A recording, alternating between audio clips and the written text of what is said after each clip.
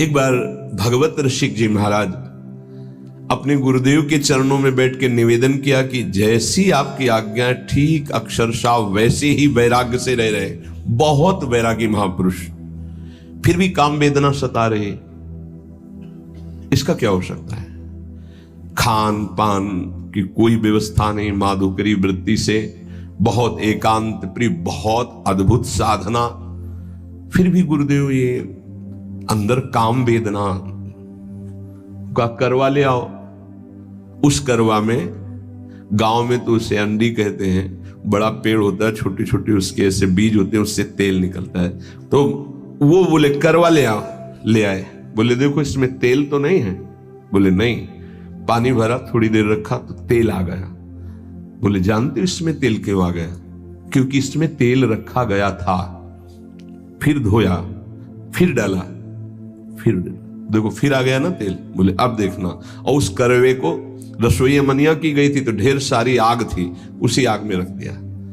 10-15 minute रखने के बाद फिर निकाला। बोले अब पानी रखो। पानी रखा, तेल नहीं आया। बोले समझ गए, अभी तुम्हारे तप में कमी है, और तप करो, भस्म हो जाएगा ये। जब तक इसके संस्कार हैं, कई जन्मों से भोग वासनाओं के खेल खेलते चले आ रहे हैं, तो संस्कार है। जहां संयोग बनेगा तहां वो प्रकट होने लगेगा, वो दिखाई देने लगेगा। भस्म करो इसको तप के द्वारा। जैसे आग में रख दिया गया तो संस्कार भी तेल के भस्म हो गए, वो पानी में अब दोबारा फिर नहीं आए। ऐसे ही तप के द्वारा, भजन के द्वारा वासना को भस्म कर दिया जाता है, तब उपासना परिपक्व होती है। तो माधुर्य भाव, ये जो प्रेम लक्षणा भक्ति है, इसमें सबसे बड़ी सावधानी, चढ़ के मैन तुरंग पे चलिबो पावक माए, इसमें अत्यंत वैराग्य की आवश्यकता है।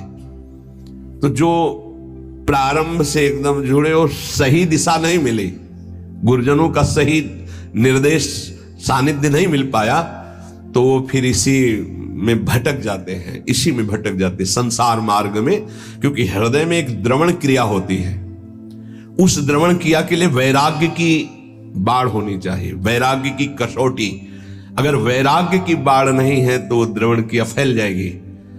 पहले राग रहित होकर फिर अनुराग में जाया जाता है। तो कह रहे माधुर्य उपासक को चाहिए आरंभ में किसी महापुरुष के निर्देश के अनुसार साधना में पहले लगे। क्या प्रिया प्रीतम का प्रेम रस है, क्या उनका नित्य विलास है, बिल्कुल मतलब नहीं। समझ रहे हो? जो मंत्र दिया, जो उपासना दी, जो पाठ दी, जो दिनचर्या बताई, बस उस पे चलना है। वहां विचार की क्षमता नहीं आपकी। धीरे धीरे धीरे धीरे राग रहित होकर पहुंच जाएंगे आप। अब कैसे समझेंगे आप, कैसे अंदर प्रवेश हो? इसीलिए कहा है प्रथम सुने भागवत भक्त मुख भगवत बानी। क्यों? इतने बड़े महापुरुष भगवत ऋषिक जी ने सीधे क्यों नहीं कह दिया श्री सुख मुख जू बचन सुनावो, तब श्री हरिवंश सुनाम कहावो, मन सुमिरन मिश्रे ने? क्यों भाई, ऐसा क्यों कह दिया? ये जो बात नहीं समझते हैं ना, वो हमारे ऐसे किसी की बात नहीं सुनना, आचार्य वाणी की बात मानो। भीर मिटय भट जमन की, भय भंजन हरि सोय, भय भंजन हरि सोय, भरम भूल्यो भटकत कद, भगवत भक्ति विचार, वेद भागवत प्रीति रति, भक्त चरण धरि भाव, तरत भव सिंधु अगाधा। सेवक जी महाराज, सी सेवक वाणी जू अति अगाध मत गूढ़, बिरलो कोई समझई हित मार्ग आरूढ़, हित मार्ग आरूढ़, भाव भागवत मिले सब चार, वेद सुस्मृत जो चार, अवगाय ले जब तब पावे सेवक हृदय, जो हित मार्ग उपदेशी है। क्यों कहा? क्योंकि गीता और भागवत की कसौटी पर, वैराग्य और ज्ञान की कसौटी पर जब हृदय कस गया तो माधुर्य रस परोस दिया गया। समझ, अभी तो जीवत तो है, देहाभिमान, मैं पुरुष मैं स्त्री, कैसे इस रस का? इसीलिए गुरुदेव की आज्ञा पे चलो। रस की बात को मत देखो कि हमारा तो सहचरी भाव आता ही नहीं, ऐसे आ जाएगा। तुमको इससे मतलब नहीं कि सहचरी भाव क्या है, प्रिया प्रीतम का नित्य विहार क्या, तुम्हें साधना से मतलब है। तुम पुरुष समझ रहे हो? हाँ चलो लगो, पहले ककहरा पढ़ो, मात्राएं पढ़ो, पहले उन शब्दावली पढ़ना सीखो, फिर पीएचडी की बात समझ में आएगी। ये वासुदेवा स्वरमिति से पढ़ाई शुरू होती है, ये कोई छोटी मोटी नहीं है। वृंदावन नित्य विहार रस है ये। यहां बड़े बड़े ब्रह्म ऋषि भी जहां हार गए, वो ये रस है वृंदावन का प्रेम रस। हार गए कृष्णात् परम किमपि तत्व महम न जाने, अभी तो पहुंचे ही नहीं किशोरी जी तक। श्रीमद सूदन सरस्वती जी कहते हैं, जो ब्रह्म चिंतन में स्वराज्य स्वरूप स्थान में विराजमान आत्मबोध संपन्न महापुरुष, उनको जब रूप माधुरी ने आकर्षित किया श्री कृष्ण चंद्र की, तो कहते हैं कृष्णात् परम किमपि तत्व महम न जाने। और उनको क्या पता कि ये सौंदर्य माधुर्य समुद्र सी लालजू वेणु करान्निपतिता स्खलितम शिखंडम भ्रष्टम च पीत वसनम ब्रजराज सुनो यस्याः कटाक्ष सर्पात, यस्याः कटाक्ष सर्पात विमूर्छितस्य। कैसे पता चलेगा? अब सीधे नित्य विहार रस की बात, इसीलिए गुरुजनों ने सिद्धांत बनाया, प्रथम सुने भागवत भक्त मुख भगवत वाणी। गीता और भागवत की कसौटी पर उपासक का हृदय कसा होना चाहिए।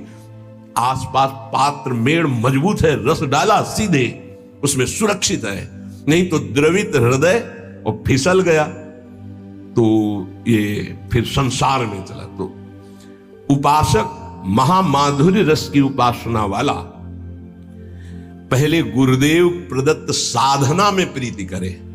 अब कि नित्य विहार का मतलब क्या? पहले तुम राधा राधा रटो और एक भी मिनट नाम ना छूटे, पहले से चलो। पहले अपनी इंद्रियों को ठीक करो, पहले अपने आचरणों को ठीक करो, पहले आप जैसा आज्ञा हो रहा वैसा चलो, फिर आगे का रस अपने आप आ जाएगा। समझाने की थोड़ी जरूरत पड़ेगी। और तुम्हारी समझ क्या, संभाव्योपि विरंचि नारद सी, और तुम समझना चाहोगे, समझ जाओगे। जो मंत्र मिला है, जो उपासना मिली, उसमें रति करने से उपासना के दो परिणाम होते हैं। आधे तक उपासना दोनों की एक ही चलती, ज्ञानी की भी और प्रेमी की भी। जब कोई उपासक उपासना करता है तो पहले अंतःकरण शुद्ध होता है। यहां तक सबकी उपासना एक ही चलती है, अंतःकरण शुद्धि। अंतःकरण शुद्ध का मतलब मन में कोई भी सांसारिक संकल्प नहीं रह गया। बुद्धि का निश्चय जो ये था कि इंद्रियों के सहित मन जब भोगों का संयोग करेगा तो हम सुखी हो जाएंगे, खत्म हो गया। बुद्धि का निश्चय है एकमात्र प्रियालाल में ही सुख है।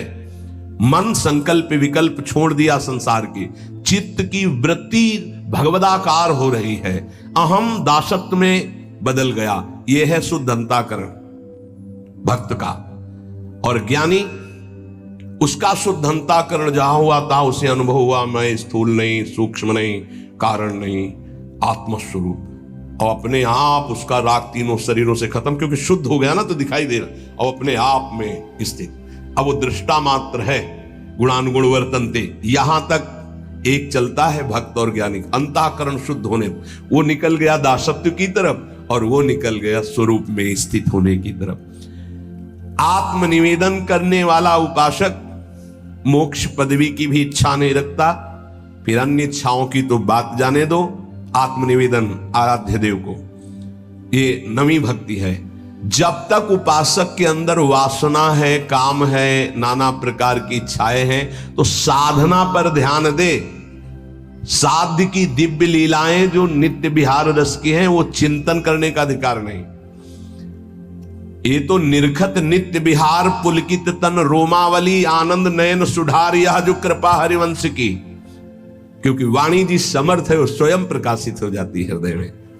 ये चिंतन का विषय तब बनता है जब देह भाव छूट जाए, बनिता पुरुष भाव मिट जाए, तब चिंतन। आज वन क्रीड़त श्यामा श्याम, सुभग बनी निस शरद चांदनी, रुचिर कुंज अभिराम, खंडन अधर करत परि। ये चिंतन जो दिव्य भावावेश में अपने सहचरी स्वरूप में वो देख रहा है, सामने निकुंज है, कैसी चांदनी छिटकी हुई है, कैसी सुंदर शैया है, कैसे प्रिया प्रीतम विराजमान, वो सब शोभा। ये अर्थ थोड़ी हो सकता है, अर्थ नहीं हो सकता, ये चिंतन का विषय होता है। तो नित्य विहार रस माधुर्य रस के उपासक को चाहिए कि वाणी जी का पाठ करे, अर्थ समझने की नहीं, सिद्धांत का अर्थ समझे, लीलाओं का नहीं। लीला गायन करो, गायन करने से ही गायन का फल लिखा है। छुटी 84 भ्रमंते निर्खय जुगल किशोर, जब निरखय जुगल किशोर, तब लीलाओं का चिंतन प्रारंभ होता है। उस समय निर्विकार अवस्था होती, सच्चिदानंद वपु। अभी तो ये जो वपु धारण किए ये विकारी है, ये काम से पैदा हुआ है, इसके अंदर परमाणु है कामना के, जन्म जन्मांतरों से इसी में हम बंधे चले आ रहे हैं। इस शरीर की रचना काम से हुई है, संकल्प कामना, चिंतन काम का, संकल्प काम का, कामना, उससे इसकी उत्पत्ति, सृजन ही इसका हुआ है। और जिस देह से सेवा होती है उसका भाव से सृजन होता है, ध्यान रखना। वो न संकल्प का है न कामना का देह है, वो गुरु प्रदत्त मंत्र के भाव का देह है, उसे भाव देह कहते हैं। विशुद्ध सच्चिदानंद वपु प्रेममय, तब नित्य विहार लीला का चिंतन। जरा सा चिंतन हुआ, हृदय में अद्भुत आनंद आंसुओं की छड़ी लग गई। देखो प्रिया प्रीतम झूल रहे हैं, पैंग बढ़ी तो अबलात सुकुमार डरत मन, वर हिंडोर झकोर तो पुलक पुलक प्रीतम उर लागत दयनो उरज। अब अरुझी बिमल माल, कंकन सो कुंडल सो कचडोर, ये शोभा जब देखी सख्यो, ओह कैसा अपार सुख हो रहा है।